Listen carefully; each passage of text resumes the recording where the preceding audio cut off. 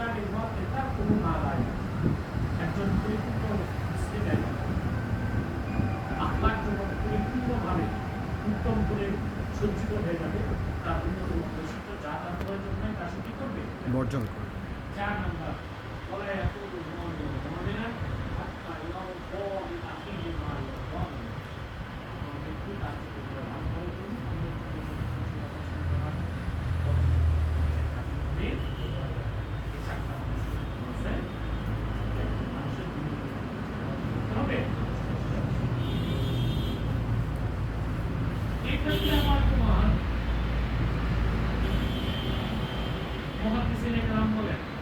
বিশেষ করে কাজী আয়াজ রহমাতুল্লাহ আলাইহি